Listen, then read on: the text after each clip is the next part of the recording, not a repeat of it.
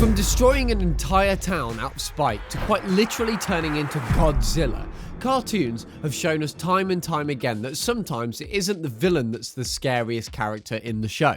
What happens when the nice character you've taken for granted for way too long finally snaps and turns into someone or something that you should be very afraid of? Well, let's find out. Starting with easily one of the nicest, most soft-spoken characters in all of fiction. We're talking about Fluttershy from My Little Pony. Friendship is magic. Oh, I can't believe this. I am so frustrated I could just scream.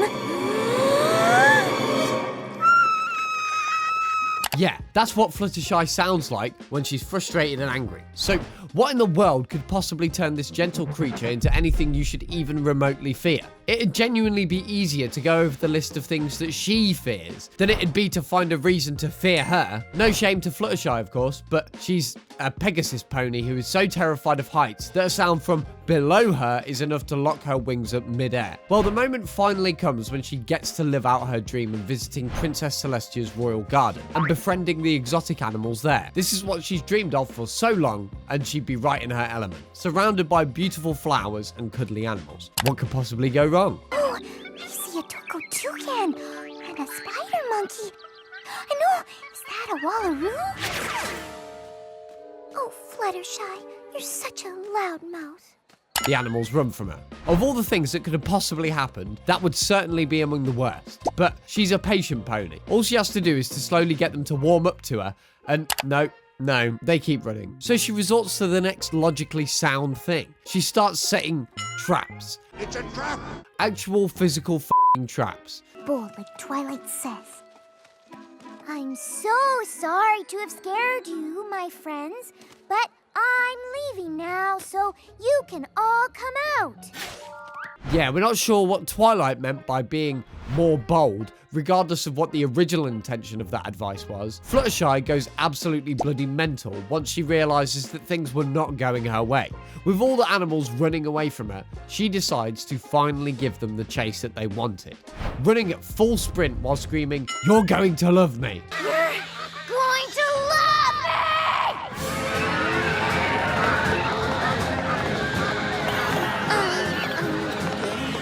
me! Bloody hell. On one hand, now, we had no idea Fluttershy could make her voice louder than an adorable whimper. On the other, much more chaotic hand, how the hell did she chase an entire jungle worth of animals into the grand ballroom? So that's what it takes to get Fluttershy to go feral, refusing to be her friend. That's deeply concerning if you really think about it for too long, especially considering how docile she actually is. But you don't have to be docile to paint the picture of being a goody two-shoes, like our next exhibit, SpongeBob SquarePants. There's no other character in my mind that so blindly captures the very essence of blind jolly and whimsy like SpongeBob. In the show, he's easily the nicest bloke in all of Bikini Bottom, especially considering how mental the rest of that town is. Seriously, have you ever noticed just how awful the other background fishes in Bikini Bottom are? We really should do a video about that at some point. Ah, well. Back to the endlessly forgiving, boundlessly enthusiastic kitchen utensil main character of the show. SpongeBob is a character that you just can't imagine being mean in any conceivable way. He loves his job, he loves his snail, he loves his neighbor, even though his neighbor has made it extremely clear for years that the feeling is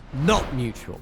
SpongeBob is warm and bright and completely harmless. Also, you'd think, just like Fluttershy, all he needs is something that would make him snap. SpongeBob wants Squidward to come over. Squidward says no, SpongeBob could respect that, and obviously he doesn't. Please, please, please, please, please, please, please, please, please. He steals Squidward's vacuum cleaner. It's been quite a while since I last got a call from my favorite next-door neighbor. That's because I've never called you. Now, why have you stolen my vacuum cleaner? I didn't steal it, silly. I borrowed it. Oh, right. He didn't steal it. He just borrowed it without permission. He says he just wanted to clean. But the truth is, he just needed a reason for Squidward to come over. And when Squidward arrives to get it back, he walks through SpongeBob's door and finds his own house. Inside the pineapple. I just want my vacuum back. You've made an exact replica of my living room. Well, you said you wouldn't leave the comfort of your home, so I brought the comfort here. Every single detail. And he didn't just make an exact surface level replica either. No.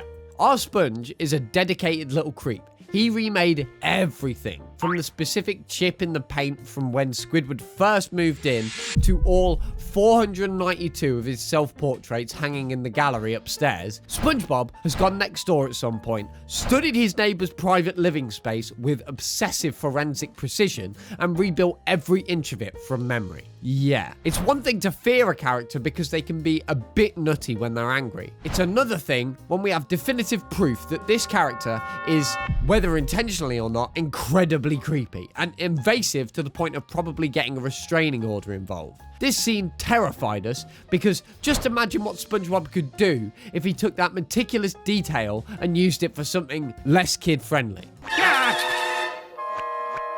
He copied all 492 of my self-portraits. And they're better than mine. Noticing a pattern here, the cheerful, easygoing characters seem to have really dark and psychotic sides to them that no one has any idea about.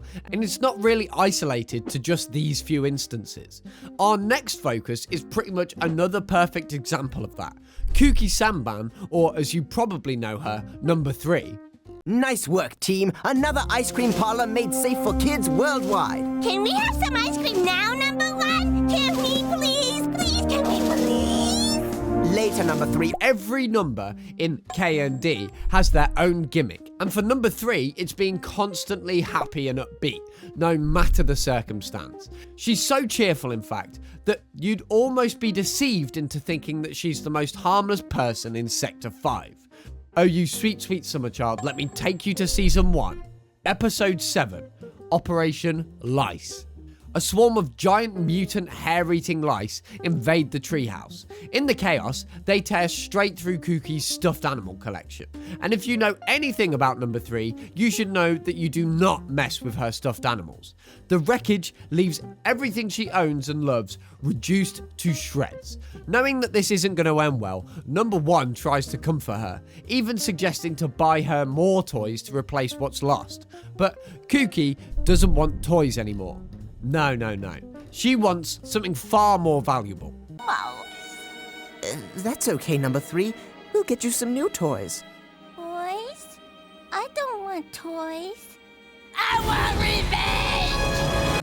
That's right, the lovable, happy Kookie goes feral, with fire in her eyes and sharp teeth like a monster, and it's not the first time that she's had these transformations. In fact, it's pretty common with her. These are known as her Oni transformations. And for the uncultured, an Oni is an actual Japanese demon or yokai that was known for its monstrous strength and its terrifying hobby of eating people. And that last clip doesn't even do her justice either. She's had way more fearsome transformations, sometimes gaining red skin and horns to even more closely resemble an Oni. Maybe you left your dolly at a different elderly care facility. No! I know he's here! So Cookie! She may be the nicest operative in Sector 5, but that sure doesn't make her the most harmless. In fact, you'll be lucky to get out alive if you piss her off enough. Bubbles, put down that doll! You know better! And since we're on the topic of little uns with temper tantrums, what better time would there be to talk about Bubbles, the blue one? It's a pretty well-known fact among anyone that knows anything about those Powerpuff Girls that if you had to choose any of the 3 to mess with, you would have more luck surviving jumping out of a plane without a parachute than you would have if you chose Bubbles. She's so sickly cute and adorable that just like Kookie, you'd think there'd be absolutely no reason to fear her. Oh god, would you be so wrong. Bubbles herself doesn't like being the cute one. It gets her underestimated by a lot of people, and she knows it. Hell, even her own family wrongly puts her down because of it. Oh, ain't she cute? Professor, don't forget to... Don't worry, Blossom, I know. Danger level 9 is way too much for our little Bubbles. Ready? On the surface, it's actually really considerate how they're all making sure Bubbles feels safe and secured. But after a while, it gets pretty obvious that they're all just looking down on her. Yeah, everyone knows you're the scariest. I'm not! All right now, good night, girls.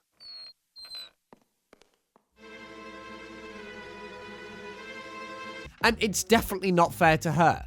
So something snaps and she decides that she's going to be hardcore to prove to her family that she's stronger than they think she is. She heads down to the lab after dark and gets into the training chamber. Usually, the highest that the other girls have gone is danger level 9, but Bubbles doesn't want to be like her sisters. She wants to be meaner and tougher. So she turns it up to danger level 11, a setting that she struggles to get to, meaning it most likely hasn't even been used before. And when the training starts, the reason for this is pretty obvious immediately. The simulation drops her into an apocalyptic city with fires raging everywhere, and she's immediately slammed into a wall. Monsters come out of every nook and cranny, and she finds herself in the jaws of a beast, about to be eaten not even 10 seconds after the fight started. And right in that moment, Bubbles unlocked a side of her she probably didn't even know existed.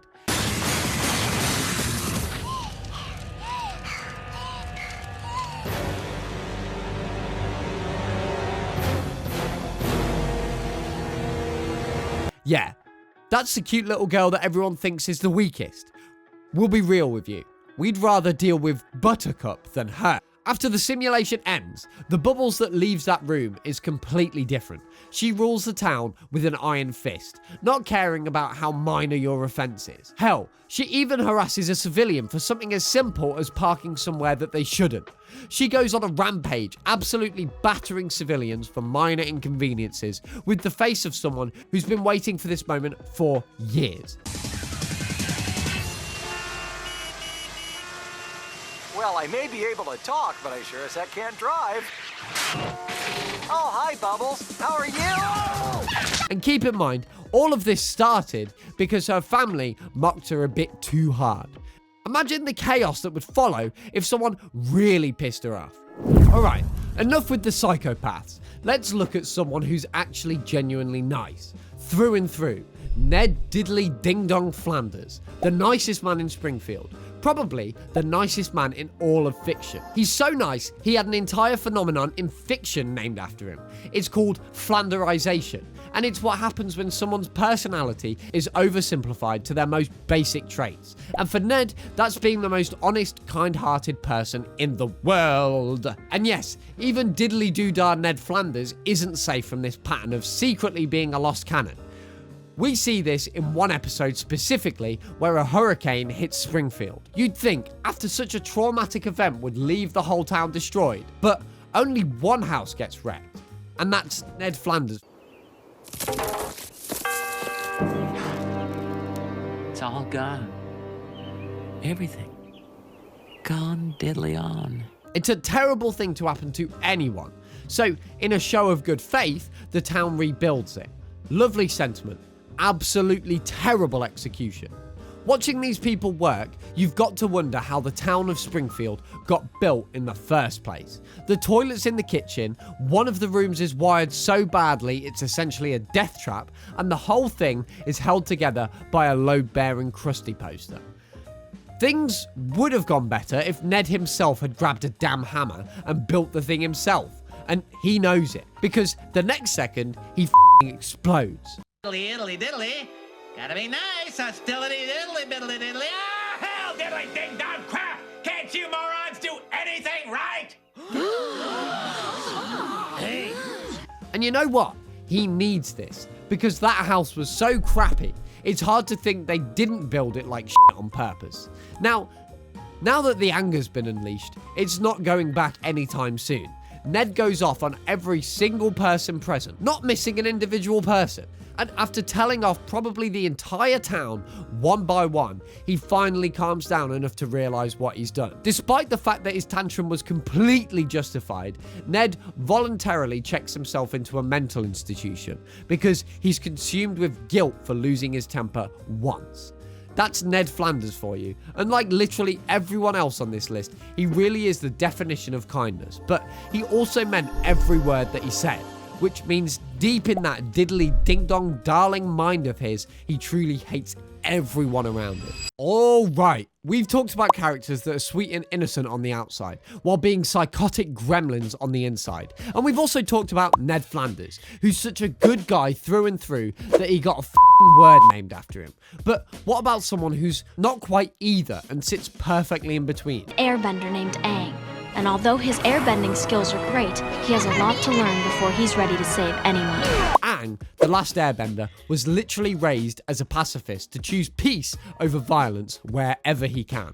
That led him to being one of the most gentle and calm people ever, while also being the most powerful individual on the planet. His whole approach to that is to find the peaceful option first, second, third, and only use force where there's absolutely nothing else left. But even truly calm and gentle people have their breaking point. And that moment comes when his flying bison gets stolen. And you do not mess with an airbender's flying bison, much less the bloody avatars. Appa gets stolen while the group is inside a sinking library. Keep in mind, the events within the sinking library were already stressful enough. So when the kid comes out and sees that Appa's gone, you literally watch the confusion to fury process on his face in real time. And then Toph tells him what she knows. Sandbenders took Appa, and one of them muzzled him. His eyes light up. No, we mean that literally. His eyes literally light up. You said to put a muzzle on him. You muzzled Appa?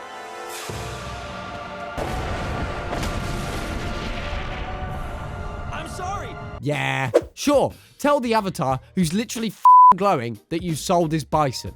That'll definitely go well for you. Well, it's not like they had any other choice anyway. They up the moment that they thought of stealing Appa. Luckily for them, Katara's there to stop Aang from probably taking his first life, and she has to physically grab his wrist and hold on until he comes back to himself. And then he collapses, sobbing. Things stopped before they could escalate into something Aang would most definitely regret. But this is easily one of the realest moments that we saw Aang ever be in the whole show. Of course, that's a hard comparison since the show has so many damn great moments. Just get out of here. Run.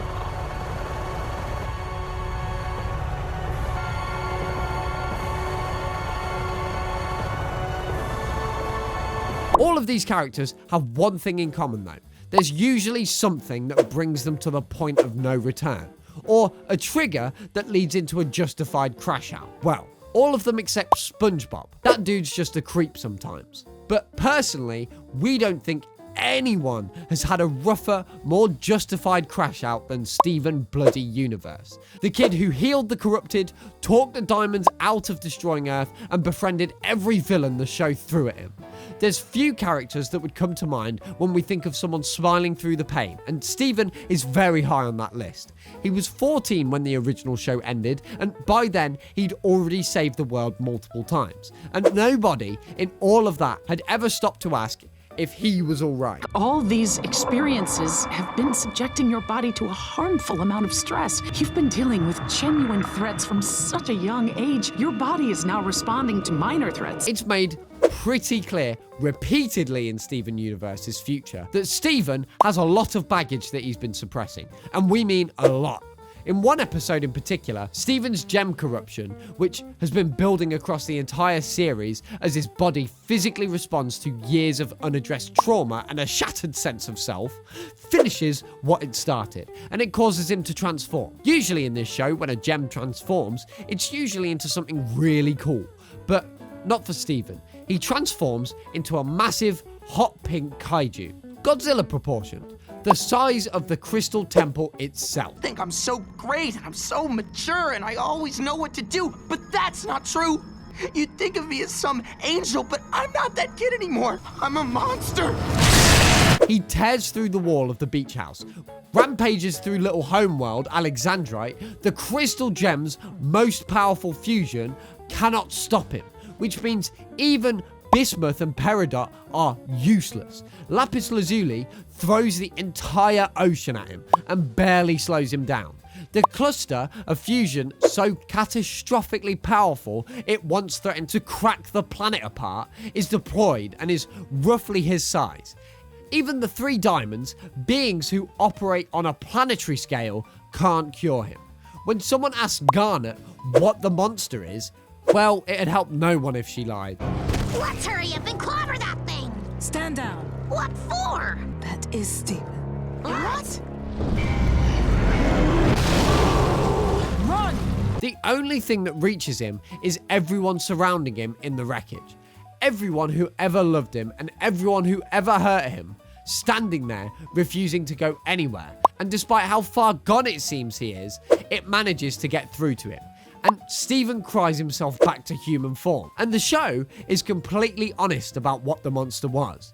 It was the corruption of his gem, sure, but it was also a breakdown he should have been allowed years earlier before he carried all of it alone. The nicest character in the show became a planet-threatening kaiju because nobody ever stopped to ask if he needed fixing. And to be honest, a lot of characters would probably crash the out if they were allowed to air out how they really felt. Steven Universe is just one of the few that's allowed themselves to do it. Anyways, chaps, that's all the characters we've got for you today. Got any you think that we missed? You can always leave a comment if you want us to talk about them. Trust us, we read them. Cheerio!